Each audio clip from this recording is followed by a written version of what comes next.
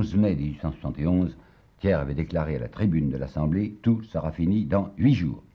Il comptait sur des trahisons. Il avait envoyé beaucoup d'agents et beaucoup d'or à Paris, convaincu qu'il allait obtenir des trahisons et qu'on lui ouvrirait les portes de Paris. Eh bien, je vous l'ai dit, rien. Il faudra attendre, non pas 8 jours, mais il faudra attendre jusqu'au 21. Ce 21 mai, les troupes versaillaises vont pouvoir pénétrer dans Paris parce qu'il n'y a plus personne sur les remparts. Et on ne le sait pas dans la ville, mais on le sait bien sûr à la commune.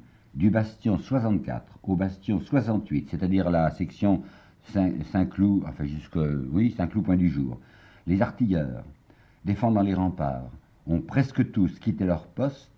À peine sur toute cette étendue en reste-t-il 15 pour servir toutes les pièces. Ça, c'est une note qui avait été remise à la commune.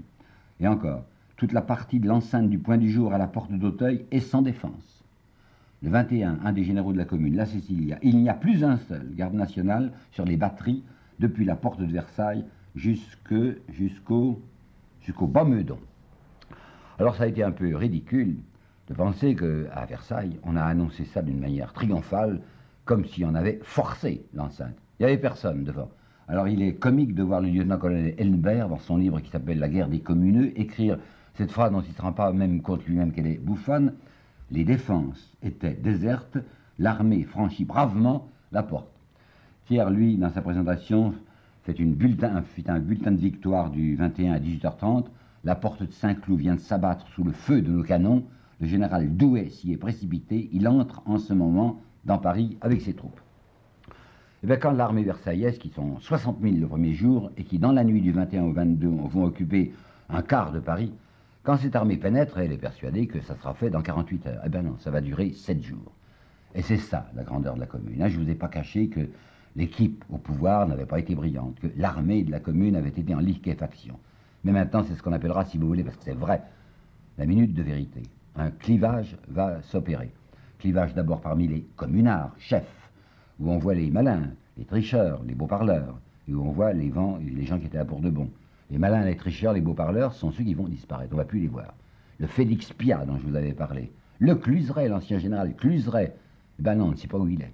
Puis disparus, ils vont partir en Suisse, ils vont partir en Belgique. Tandis qu'il y en a qui vont rester. Alors ceux-là, c'était ceux qui réellement s'étaient engagés, sachant depuis le début qu'ils risquaient leur vie. Mais qui donc au premier plan, il y a Varlin, il y a Vallès, il y a Avrial, il y a Corneille, il y a Courbet lui-même. Ceux-là sont les gars sérieux. Et puis alors dans la foule, je sais très bien qu'il y avait dans cette immensité de Paris quantité de gens ou bien qui étaient indifférents et qui subissaient, ou bien qui étaient de la pègre. C'est forcé dans une révolution qu'il y ait de la pègre et qui étaient là. Mais il y avait aussi ceux qui y croyaient pour de bon. Vous savez, on les appellera, si vous voulez, les croyants de la commune.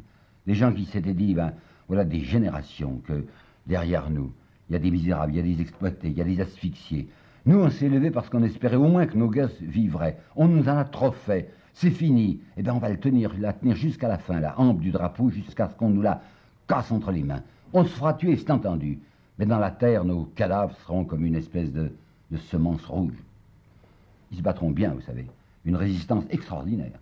Le premier jour, le 22, les Versaillais arrivent jusqu'à la Concorde. Ils ont dévalé les Champs-Élysées et stop à la Concorde. Stop parce qu'il y avait tous les canons qui étaient en batterie sur les Tuileries et qui se mettent à cracher le feu. Les Versaillais sont obligés de refluer. Ils remontent en toute hâte dans une espèce de panique jusqu'à mi-hauteur des Champs-Élysées, jusqu'à ce qu'on appelait à ce moment-là le palais de l'industrie, c'est-à-dire le Grand Palais aujourd'hui, et il leur faudra conquérir Paris rue par rue. On verra un gars de la commune qui s'appelle Varlin, dont je vous parlerai du reste la prochaine fois. Varlin qui va organiser personnellement, physiquement la résistance sur plusieurs points. Il sera à rue Vavin, il sera au carrefour de la Croix-Rouge. Il y a un garçon qui s'appelait Brunel. Brunel était un officier qui avait essayé de se révolter au moment de la capitulation, qu'on avait naturellement mis en prison, qui avait été libéré par la commune, et qui, sous sa responsabilité, va organiser la défense de la Concorde d'abord, puis quand il est repoussé de la Concorde, il va à la Madeleine. Il y a 300 hommes avec lui à la Madeleine, ils vont être cernés dans la Madeleine, on tirera au canon contre les portes de la Madeleine et on passera par les armes les 300 hommes qui sont là. Savez-vous que l'armée de Versailles va tout de même perdre 7000 hommes dans la bataille de Paris? 7000 hommes. Ça prouve qu'ils avaient en face d'eux des gens qui en voulaient, qui savaient se battre. Problème des incendies maintenant. C'est parfaitement vrai, Paris va être incendié. Mais alors j'ai 3 observations à vous présenter à ce propos. Le premier incendie qui va se produire, le premier grand incendie, c'est l'incendie du ministère des Finances. Et il n'y a pas de problème, ce n'est pas les communards qui l'ont fait. Ce sont des bombes à pétrole venant des canons de Versailles qui sont tombés, rue de Rivoli, sur le ministère des Finances. J'ai dit bombes à pétrole, et là j'ouvre une petite parenthèse, ces bombes n'étaient pas de fabrication récente, on les connaissait, mais les Allemands, quand ils avaient bombardé Paris, n'avaient pas voulu, ou n'avaient pas osé se servir de bombes à pétrole. Et bien, quand les bons Français tirent sur les mauvais Français, quand les Versaillais tirent sur les communards, on utilise cette fois des bombes à pétrole.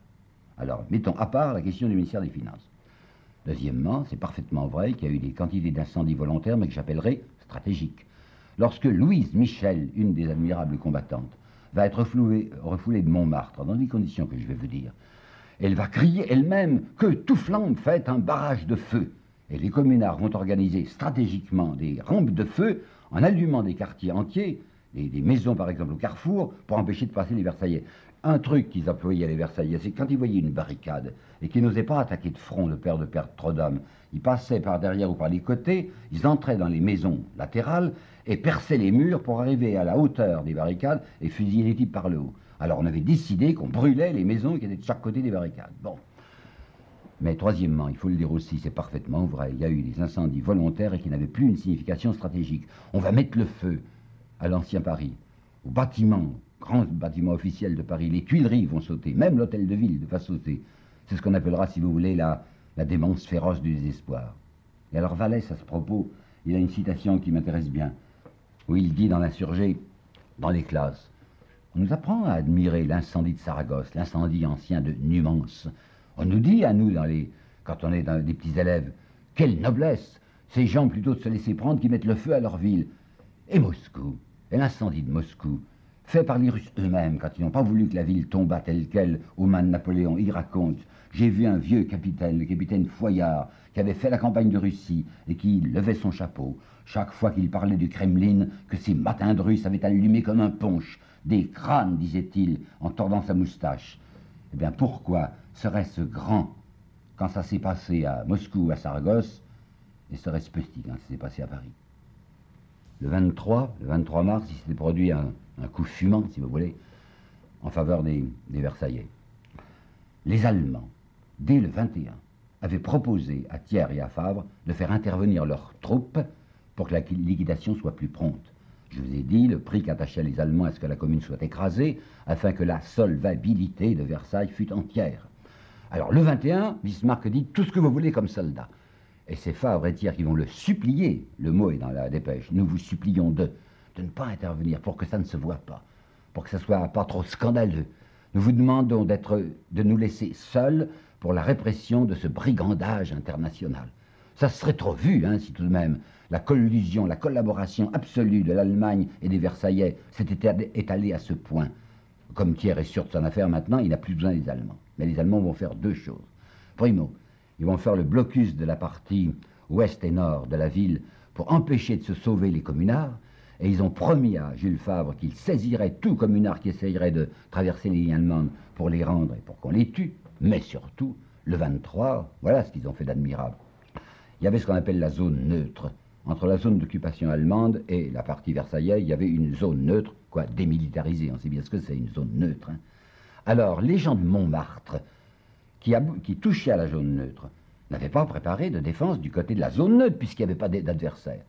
Alors, les Allemands, le 22, dans la nuit, disent aux gens de Versailles, si vous voulez, on fermera les yeux, on vous donne l'autorisation de passer par la zone neutre. Alors, vous allez tomber sur Montmartre par derrière. Et Montmartre, vous savez, dans la littérature de ces messieurs, c'est le monde aventin démagogique, le nid de vautour qui avait vu éclore la Commune Rouge, le repère d'où le 18 mars les hommes de proie s'étaient jetés sur Paris. Le général Montandon, je l'ai nommé déjà, c'était un général franc-maçon, et bien c'est le général Montandon à la tête de sa division qui va tourner Montmartre, qui va le prendre par derrière, et dans la journée du 23, cette citadelle rouge va tomber par surprise. Bon, affaire des incendies, affaire des otages maintenant. Quand on parle de la commune, vous savez assez que c'est les ennemis de la commune, qui sont aujourd'hui encore très nombreux, disent qu'il y a eu une chose impardonnable, ils avaient pris des otages et ils vont les fusiller. Rappelons la question, c'est le 5 avril qu'on avait décidé de prendre des otages. Pourquoi? Parce que, je vous l'ai dit, dès la première victoire militaire des Versaillais, les Versaillais avaient fusillé une partie des prisonniers. Quels prisonniers? Ceux qui étaient des soldats de la ligne qui étaient passés du côté des insurgés. Alors pour essayer d'empêcher les Versaillais de fusiller une partie de leurs prisonniers, les communards, enfin la commune de Paris, c'est-à-dire l'hôtel de ville, avait pris le décret des otages. Nous saisirons un nombre égal d'otages et nous les passerons par les armes si jamais vous continuez à fusiller nos prisonniers. Eh bien, comme je vous l'ai déjà dit à propos de la commune, quand nous avons traité de la commune au pouvoir, aucun ordre d'exécution ne sera donné par la commune proprement dite. Et c'est Bernanos lui-même qui en apporte le témoignage en 1931, un Bernanos à ce moment-là très modéré. Vous savez, c'est en 1936 qu'il va changer, mais il était encore royaliste en 1931. Eh bien, dans La grande peur des bien-pensants, Bernanos écrit « Tant que la commune resta maîtresse des événements, elle ne laissa s'accomplir aucune exécution d'otages. » Bon. Alors, comme il y en a eu tout de même, ces exécutions, comment se sont-elles passées? Eh bien, elles se sont passées par le fait d'initiatives individuelles. Une initiative individuelle qui venait, pour la plupart, ou presque toutes même, de la préfecture de police. Déjà une fois, assez rapidement, j'ai évoqué la préfecture de police qui était le point faible de un des points faibles de la commune. Qui c'était la préfecture de police? C'était Raoul Rigaud. Raoul Rigaud, c'était un journaliste, un étudiant un peu éternel, un garçon pas entièrement sympathique, qui avait une petite barbe hérissée, qui était assez fier de lui, qui avait des lorgnons derrière lesquels des yeux clignotants.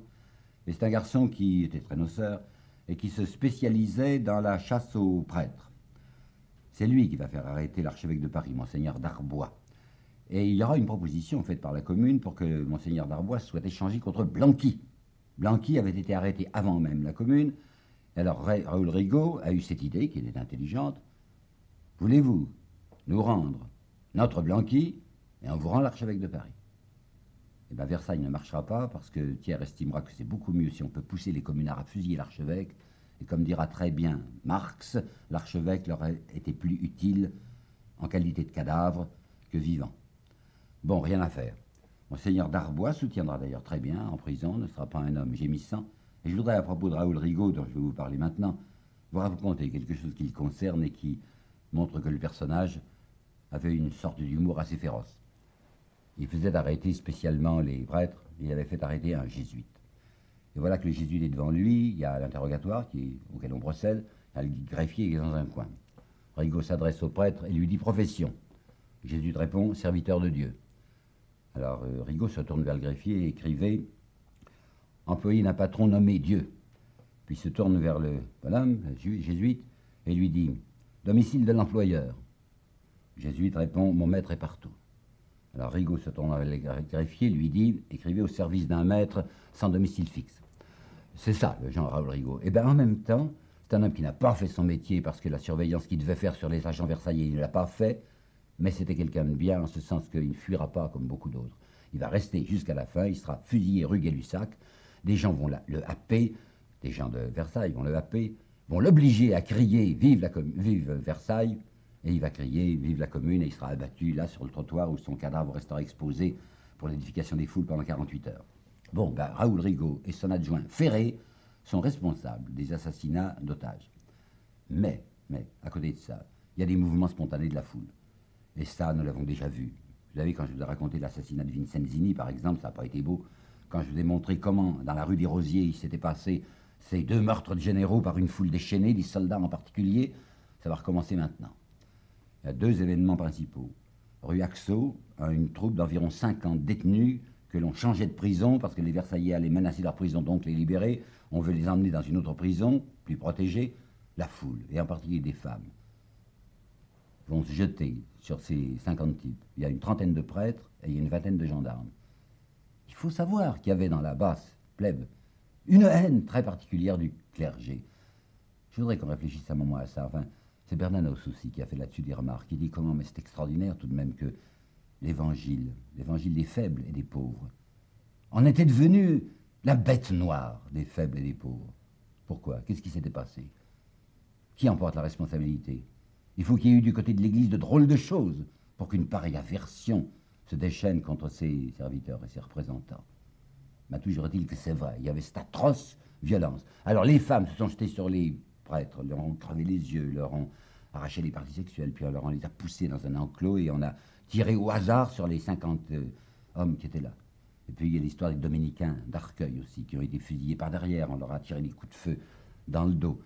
Tout ça est atroce, c'est certain. Mais ce qu'il y a de plus intéressant de savoir, c'est que les membres de la commune qui étaient là, qui n'avaient plus aucune autorité, Vallès dira la ceinture rouge, vous savez, ça n'impressionnait plus personne. Et moi, je la portais, contre moi, dit-il, pliée dans un papier journal comme un homard. Eh bien, il l'a remis, sa ceinture rouge, avec quelques camarades pour essayer de protéger la vie des otages. Il était là, avec Varlin, avec Cournet, avec Avrial, rue Axo, au péril de sa vie, disant aux gens, mais ne faites pas une chose pareille, vous voyez bien que vous vous déshonorez et vous nous déshonorez. Eh bien, il n'y a rien eu à faire, et ces otages ont été massacrés. Ce sont des choses qu'il faut savoir.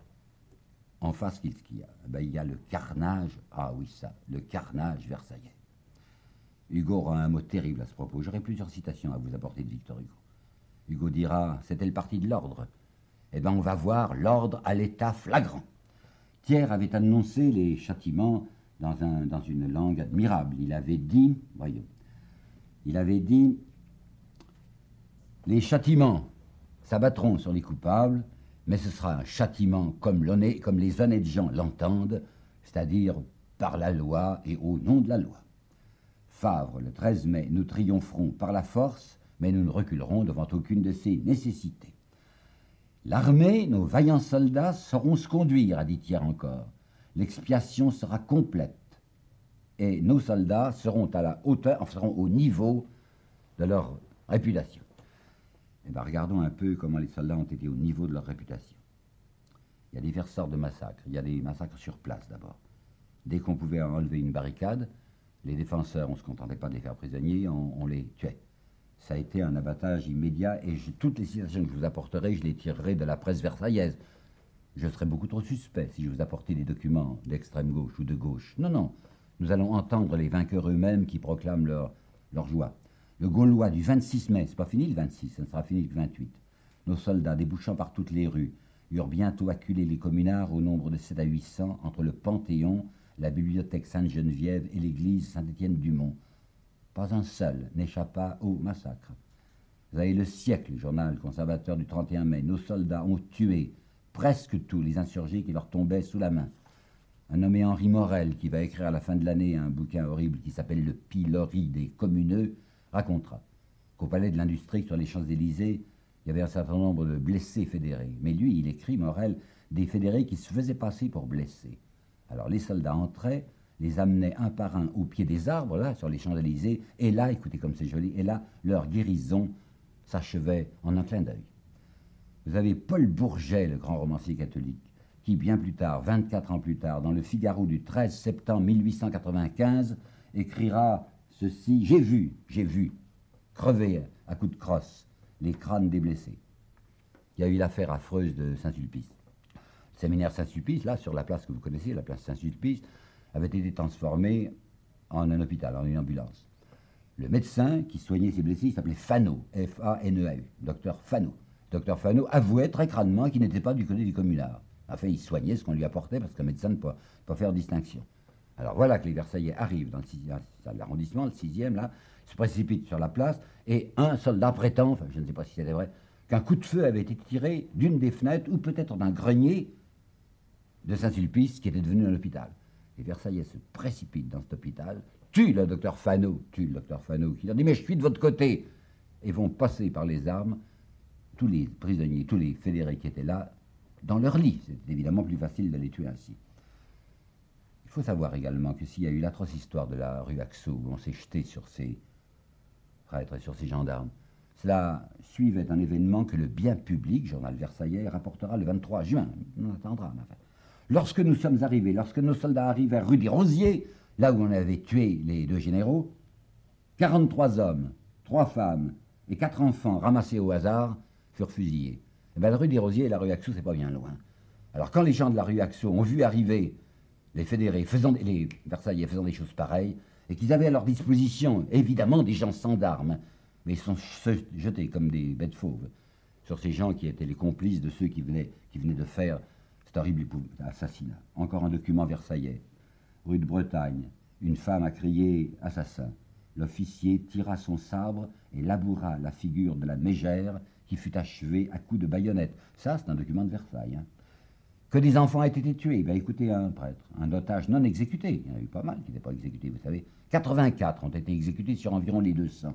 L'abbé Courtade, dans Le Correspondant, revue catholique, du 25 mai 1901, lorsque je suis sorti de prison, lorsque mes amis versaillais m'ont libéré et que je marchais sur le trottoir du boulevard Prince-Eugène, je voyais, entassés de place en place, des cadavres d'hommes, de femmes et d'enfants. Alors il y avait des endroits spécialisés pour les mitraillades. C'était aux grilles de la Bourse. C'est un bon endroit, il y a du recul. Enfin, alors dès que les hommes étaient pris, on les alignait le long des grilles et on les sacrifiait au dieu de l'or qui était derrière. Il y avait l'école militaire. Alors là, comme on avait des mitrailleuses, c'était plus facile. Dès qu'on amenait un contingent de prisonniers, rafale de mitrailleuses. Dans le quartier Saint-Maur, l'abattoir était derrière l'abside de l'église Saint-Joseph. Ça, c'est ce que nous appellerons, si vous voulez, les massacres immédiats. Et puis il y avait des massacres truqués, enfin je veux dire par là, qui prenaient une apparence de légalité, à savoir qu'on avait quadrillé Paris tout de suite de prévôté militaire ou de cour martiale, comme vous voudrez. Il y en avait 22. Lorsque Thiers avait parlé d'une exécution, d'une punition par la loi et au nom de la loi, c'était sans doute ce qu'il voulait dire. Alors 22 prévôtés vont fonctionner immédiatement dans Paris. Je vais vous apporter là-dessus un témoignage qui est celui de Goncourt. Je sais que Goncourt, il n'est pas tout à fait un ami de la commune. Ben, Goncourt voyait ce qui s'était passé au Châtelet, au théâtre du Châtelet, où il y avait une prévôté militaire, comme il y en avait une pas bien loin non plus, de l'autre côté de la Seine, au Luxembourg. Et alors, les hommes qui passaient devant le tribunal militaire et qui restaient environ 8 à 10 minutes, paraît-il, étaient conduits au pas de course à la caserne, qui n'était pas loin du tout, la caserne Lobau. Rythmiquement, disait Goncourt le 28 mai, des troupeaux poussés au pas de course, caserne Lobau. La porte s'ouvrait et se refermait sur eux avec violence. Puis éclatait le fracas des décharges successives. Puis le peloton d'exécution sortait, un peu hagard, avec des allures d'hommes ivres, du sang au bout de quelques-unes des baïonnettes, parce que si on n'était pas sûr d'avoir tout à fait tué à coups de balle, on les achevait à coups de baïonnette. Il y avait aussi des indicateurs, et ils s'en donnaient à cœur joie. L'indicateurs, c'était peut-être des gens versaillais de cœur, qui étaient restés dans Paris, et qui n'attendaient que le moyen de se venger. Mais je suis bien convaincu également qu'il y avait d'autres gens qui étaient même mouillés du côté de la commune, du côté des communards, et pour se démouiller ou pour se blanchir, comme vous voudrez, quand ils voyaient que les Versaillais étaient les plus forts, mettaient les brassards tricolores qu'ils avaient préparés d'avance et se précipitaient sur les argousins, sur les sergents de ville qu'on amenait, ou sur les officiers, pour leur dire « un tel en est ». Ça avait été la chasse aux suspects, et qui était suspect, tout homme qui portait ce que l'on appelle aujourd'hui des godillots. Pourquoi? Parce que la grande fabrique de chaussures, à ce moment-là, c'était la fabrique Godillot, que la fourniture militaire, enfin d'uniformes militaires pour les chaussures de la garde nationale, c'était Godillot, et que les chaussures d'ordonnance, quand on les repérait au pied de quelqu'un qui d'habitude allait nu-pied ou avec des savates, on pouvait dire, celui-là c'est un garde national, regardez ses souliers. D'autre part, il y avait beaucoup de ces types qui, manquant d'uniforme, pauvres gens, avaient simplement cousu de la bande rouge sur le côté de leurs pantalons. Dès qu'ils avaient vu la victoire de Versailles, ils avaient décousu la bande, naturellement. Mais il y avait la trace de la découture, je ne sais pas comment on dit. Alors des indicateurs étaient là qui se promenaient dans les rues en regardant le pantalon des gens et en disant « Là, il a décousu sa bande ». Alors, immédiatement arrêté. Le maire Dubail, il s'appelait, l'ancien maire du 10e arrondissement, conduisait lui-même la chasse à ses anciens administrés pour dire aux forces de police « Vous pouvez arrêter celui-ci, vous pouvez arrêter celui-là ».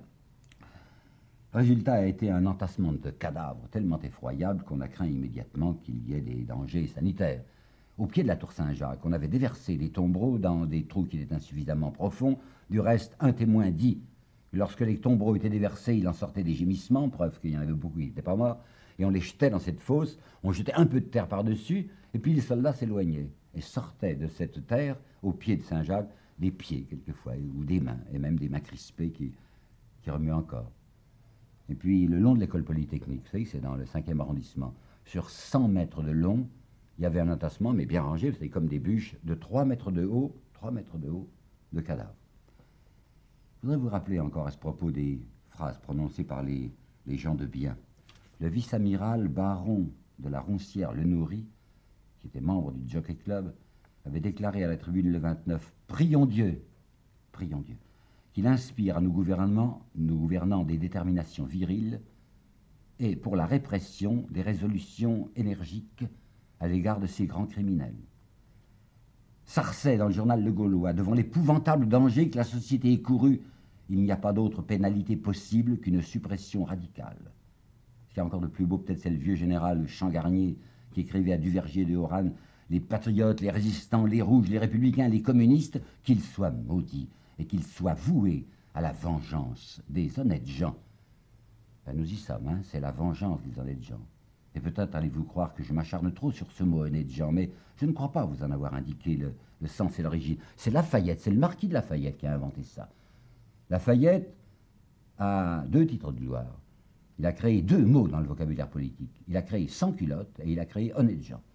Sans-culotte, aujourd'hui, on n'y réfléchit plus très bien. On dit un sans-culotte, c'est un patriote parisien de 92-93. Ça voulait dire ceci, que les gens de bien, les gens élégants, à ce moment-là, portaient des culottes qui s'arrêtaient au genou, au-dessous du genou, vous savez, et ensuite, il y avait le bas de soie. Pensez bien que les prolétaires n'avaient pas de quoi se payer, des bas de soie ni des bas d'autre façon. Alors, ils avaient des pantalons. Alors, ça avait été drôle de la part du marquis de Lafayette, qui était du reste un coq de salon, de faire rire ces dames en appelant ceux qui ne portaient que des pantalons les sans-culottes. C'est amusant, hein. Mais c'est lui aussi qui a dit les honnêtes gens. Parce que vous savez, bourgeois ou possédant, ce sont des mots difficiles, enfin un peu désagréables, un peu lourds, un peu trop chargés d'or. Alors au lieu de dire possédant, ben, on dira les honnêtes gens. Alors pendant tout le cours du 19e siècle, lorsque vous verrez l'expression honnêtes gens, vous saurez que c'est exactement l'équivalent de possédant. Ben, la vengeance des honnêtes gens, ordre avec la flagrant comme je disais tout à l'heure, elle est magnifique, avec quelques détails que je peux vous apporter et qui viennent encore de témoins directs, à savoir qu'un certain nombre de femmes, sur des places, avaient été naturellement violées, soit avant de les tuer, soit après les tuer, à les avoir tuées. Et il y a un témoin qui dit, on traitait les femmes des communards comme nos soldats avaient l'habitude de traiter les femmes arabes en Algérie.